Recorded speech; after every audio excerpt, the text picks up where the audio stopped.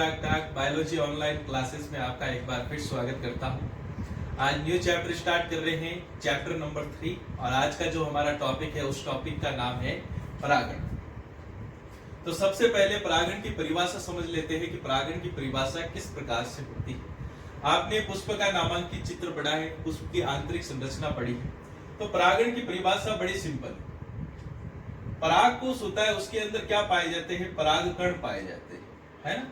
तो परागण की परिभाषा क्या होती है कि परागकोश में उपस्थित परागकणों का परागकोश से बाहर निकलकर पुष्प के वर्तिकाग्र पर पहुंचना क्या कहलाता है? परागण कहलाता है।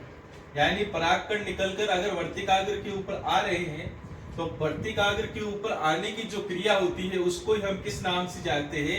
परागण के नाम से जानते हैं।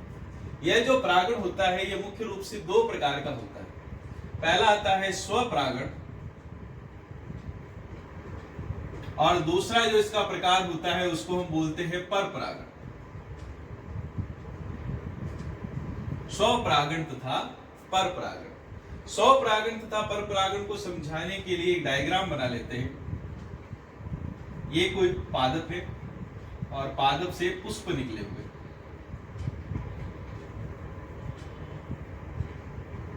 ये जायांक वाला भाग हो गया और ये पुंकेसर वाला भाग हो गया।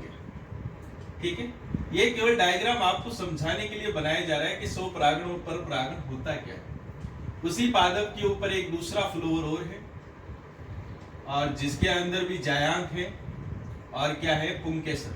ये पुंकेसर हो गया। ठीक है, इसी प्रकार से एक दूसरा पादप और है और इस पादप के ऊपर भी फ्लोवर है और उस फ्लोवर के अंदर भी क्या उपस्थित है? जायांग उपस्थित है और क्या उपस्थित है? पुंकेसर उपस्थित। ये पुंकेसर हो गया। ठीक है, अभी देखिए स्वपरागण और परपरागण कहते कैसे। सबसे पहले जो हमारा टॉपिक आ रहा है उसका नाम है स्वपरागण। स्वपरागण की जो परिभाषा है बड़ी सिंपल है। होता यह है कि परागकोश के अंदर उपस्थित जब परागकण उसी पुष्प के वर्तिकाग्र के ऊपर आते हैं या परागकोश के अंदर उपस्थित परागकण उसी पादप के अंदर उपस्थित दूसरे वर्तिकाग्र के ऊपर आते हैं तो इसे हम क्या बोलते हैं? स्वपरागण बोलते हैं। यानी कंडीशन दो ही है स्वपरागण के लिए। या फिर तो उसी पुष्प के अंदर जो परागकण बनते हैं वो उसी के कहां पर आ जाए? वर्तिकाग्र के ऊपर आ जाए।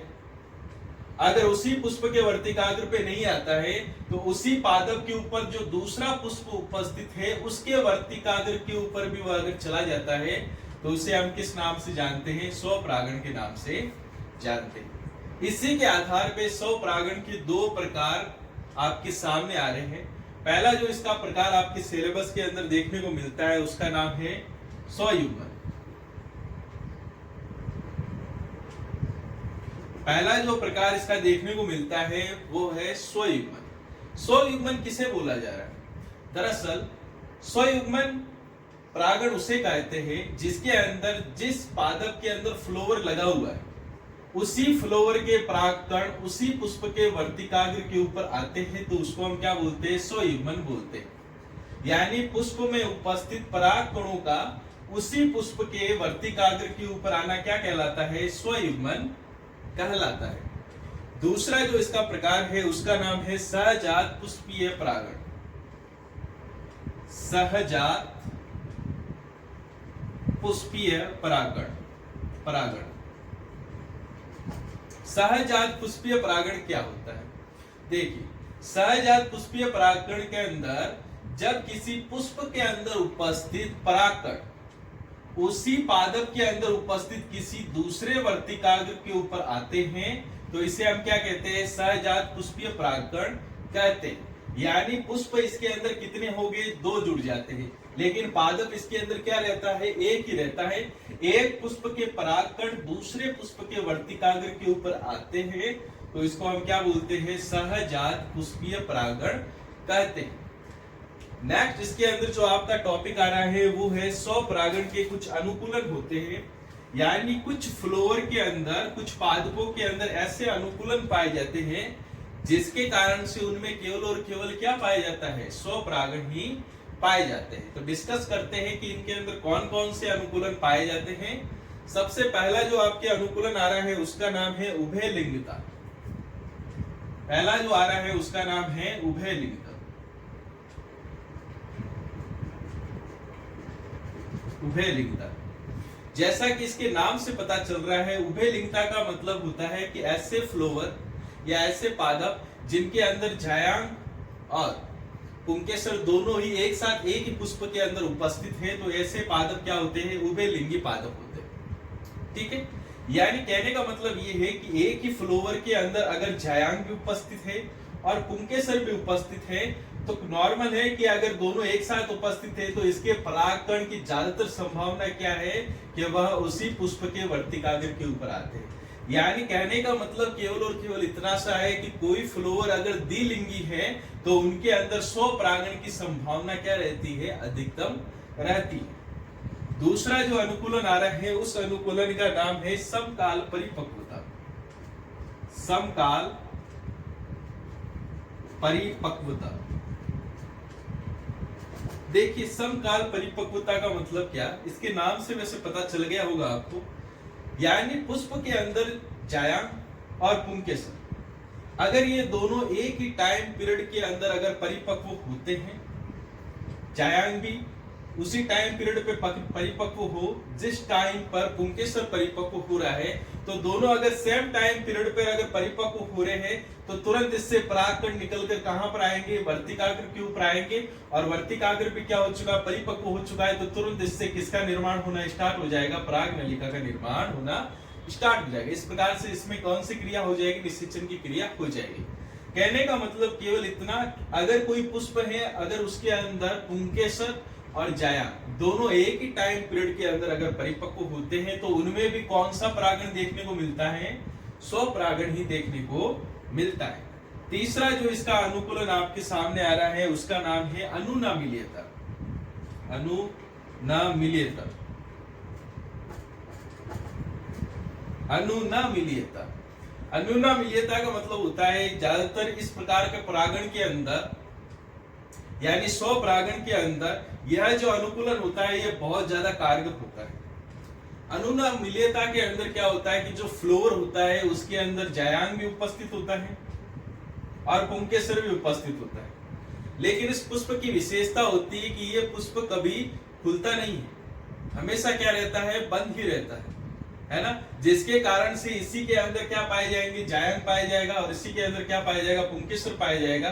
तो जब यह पुष्प खुलेगा ही नहीं तो बाहर से परागकण आएगा ही नहीं, और बाहर से परागकण आएगा नहीं तो अंदर के परागकण ही किसके ऊपर चले जाएंगे? उसके वर्तिकाग्र के ऊपर चले जाते हैं, और इस प्रकार की जो क्वालिटी होती है उसको हम किस नाम से जानते हैं? अनुनामिलियता के नाम से जानते हैं। नेक्स्ट जो टॉपिक हम ले रहे हैं उसका नाम है परपरागण। नेक्स्ट जो टॉपिक आ रहा है हमारा उसे कहते हैं परपरागण। देखिए, परपरागण होता क्या है? जैसे कि ये एक पादप है और ये दूसरा पादप, ये इसका फ्लोवर है, ये इसका फ्लोवर है। ठीक है, परपरागण किसे कहते हैं? जब किसी एक पादप के परागकण उसी जाति के किसी दूसरे वर्तिकाग्र के ऊपर आते हैं। ठीक है, जब किसी एक पादप के परागकण उसी जाति के किसी दूसरे वर्तिकाग्र के ऊपर आते हैं तो इसको हम क्या बोलते हैं? परपरागण कहते हैं। और परपरागण के भी कुछ क्या देखने को मिलते हैं? अनुकूलन देखने को मिलते हैं, जिसके कारण से उन पादपों के अंदर केवल और केवल कौन सा अनुकूलन पाया जाता है? परपरागण ही पाया जाता है। पहला जो इसके अंदर अनुकूलन देखने को मिलता है उसका नाम है स्वयंबंधिता। स्वयंबंधिता। स्वयंबंधिता एक बहुत अच्छी क्वालिटी होती है, जिसके कारण से पादपों के अंदर केवल और केवल कौन सा परागण पाया जाता है? परपरागण ही पाया जाता है। स्वयंबंधिता के अंदर होता क्या है? देखिए, किसी भी फ्लोवर के अंदर अगर पुंकेसर उपस्थित है और जायांग दोनों उपस्थित है तो स्वयंबंधिता की क्वालिटी क्या होती है कि इसके अंदर उपस्थित जो परागकण होते हैं जब अपने ही पुष्प के वर्तिकाग्र के ऊपर आते हैं तो अंकुरित ही नहीं हो पाते। अब जब खुद के परागकण उसी के वर्तिकाग्र के ऊपर आकर अंकुरित ही नहीं हो रहे तो नॉर्मल है। दूसरा पादप अगर कोई पास में लगा हुआ है तो उसके परागकण जब इसके ऊपर आएंगे और वो अंकुरित हो जाएंगे तो कौन सा परागण हो जाएगा? पर परागण हो जाता है। अब ऐसा होता क्यों? दरअसल स्वबंधता के अंदर कुछ पादप के जो फ्लोर होते हैं उनके अंदर कुछ विशिष्ट गुण पाए जाते हैं, जैसे कि स्वबंधता अंगूर के अंदर पाई जाती है। जब ये परागकण उसी पुष्प के वर्तिकाग्र के ऊपर आते हैं तो वर्तिकाग्र के द्वारा कुछ विशिष्ट प्रकार के रासायनों को क्या किया जाता है? त्याग किया जाता है। और इसी रासायनों के त्याग के कारण से जो परागकण होता है वो क्या नहीं हो पाता? अंकुरित नहीं हो पाता। और जब अंकुरित नहीं हो पाएगा तो उसके अंदर निषेचन की क्रिया नहीं हो पाएगी, और निषेचन की क्रिया नहीं हो पाएगी तो पर परागण होना भी असंभव ही होता है। ठीक है, तो स्वबंधता आपको किसके अंदर देखने को मिलती है? अंगूर जैसे पादपों के अंदर देखने को मिलती है। दूसरा जो आपके अनुकूलन का प्रकार आ रहा है उसका नाम है एक लिंगता। एक लिंगता। अब जैसे कि नाम से पता चल रहा है एक लिंगता का मतलब ऐसे फ्लोवर जिनके अंदर केवल या फिर तो जायांग पाया जाएगा या फिर क्या पाया जाता है? पुंकेसर पाया जाता है। यानी फ्लोवर कैसे होते हैं? एक लिंगी ही केवल और केवल क्या होते हैं? पाए जाते हैं। अब आप सोच के देखिए कि फ्लोर केवल और केवल एक लिंगी है, मतलब उसके अंदर केवल और केवल या फिर तो जायांग उपस्थित है या फिर केवल और केवल क्या उपस्थित है? पुंकेसर उपस्थित है ना। तो नॉर्मल बात है कि इनके अंदर कौन सा परागण देखने को मिलता है? आपको पर परागण ही देखने को मिलता है। तीसरा जो अनुकूलन आ रहा है उसका नाम है भिन्न काल परिपक्वता। भिन्न काल परिपक्वता। देखिए भिन्न काल परिपक्वता का मतलब क्या होता है? यानी कुछ फ्लोवर ऐसे होते हैं, कुछ पुष्प ऐसे होते हैं जिनके अंदर जो पुंकेसर होते हैं और जायांग होते हैं ये दोनों अलग अलग टाइम पीरियड पे क्या होते हैं? परिपक्व होते हैं। अगर इनका दोनों का परिपक्वन का टाइम पीरियड अलग अलग होगा तो इनके अंदर पर परागण होने की संभावना क्या रहती है? अधिक रहती है। 100 परागण इनके अंदर हो ही नहीं पाएगा। भिन्न काल जो परिपक्वता होती है ये मुख्य रूप से आपको दो प्रकार की देखने को मिलती है। जो पहला इसके अंदर प्रकार आता है भिन्न काल परिपक्वता का उसका नाम है पुपूर्वता, और दूसरा जो प्रकार है उसका नाम है स्त्री पूर्वता। पुपूर्वता तथा स्त्री पूर्वता। पुपूर्वता का मतलब क्या?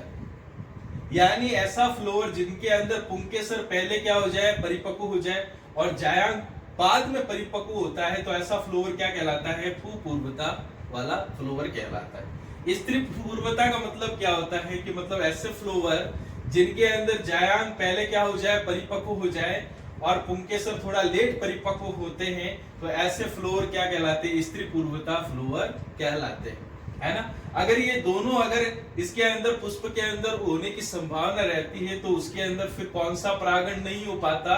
100 परागण नहीं हो पाता, बल्कि कौन सा परागण होता है? पर परागण ही हो पाता है, क्योंकि दोनों एक ही टाइम पीरियड पे क्या नहीं हो रहे? परिपक्व नहीं हो रहे। अगर दोनों एक ही टाइम पीरियड पे परिपक्व नहीं हो रहे तो नॉर्मल है उसके अंदर कौन सा परागण देखने को मिलता है? पर परागण ही देखने को मिलता है। चौथा जो इसके अंदर अनुकूलन आ रहा है उसका नाम है अपने अवरुद्ध परागण। अवरुद्ध परागण। देखिए अवरुद्ध परागण एक महत्वपूर्ण अनुकूलन देखने को मिलता है। अवरुद्ध परागण का मतलब यह होता है कि पादप के फ्लोवर के अंदर कुछ विशिष्ट प्रकार के अनुकूलन उत्पन्न हो जाते हैं, यानी उसकी संरचना में कुछ ऐसा चेंज होने को देखने को मिलता है जिसके कारण से उसके अंदर कौन से प्रकार का परागण ही संभव हो पाता है? पर परागण ही संभव हो पाता है। आपकी बुक के अंदर जो पहला एग्जाम्पल दे रखा है उसका नाम है केलिहारी पुष्प। एक होता है कलिहारी पुष्प।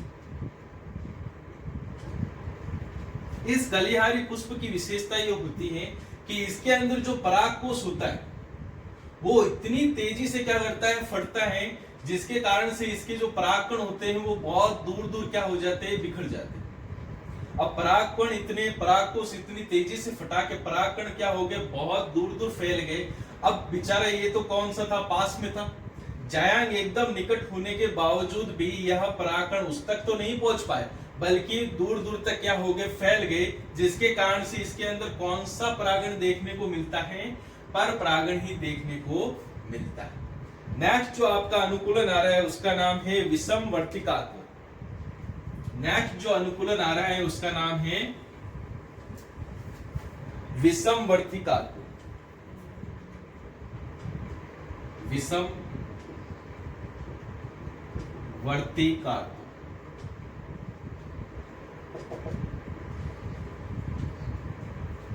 नॉर्मली यह जो विषम वर्तिकात्व है यह आपको प्रीमूला एक पादप होता है। प्रीमूला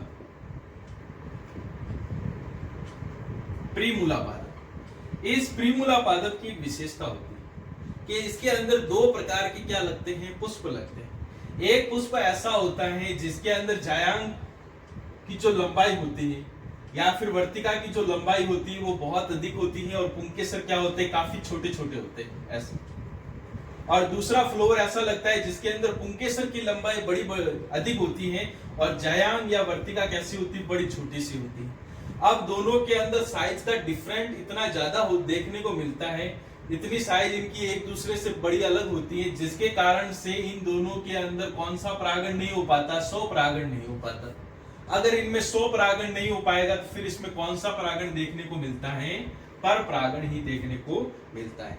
इस प्रकार से आज के टॉपिक के अंदर हमने स्वपरागण तथा पर परागण की क्रिया विधि को समझने का प्रयास किया। मुझे उम्मीद है आज का वीडियो आपको अच्छी तरीके से समझ में आया होगा। इस टॉपिक से रिलेटेड जितने भी नोट्स थे वो मैंने ऑलरेडी आपके ग्रुप के अंदर सेंड कर दिए हैं। फिर भी किसी भी टॉपिक से रिलेटेड किसी भी सवाल के लिए आप मेरे को व्हाट्सएप नंबर के ऊपर कांटेक्ट कर सकते हैं। मिलते हैं नेक्स्ट वीडियो के साथ, तब तक आपका बहुत बहुत धन्यवाद।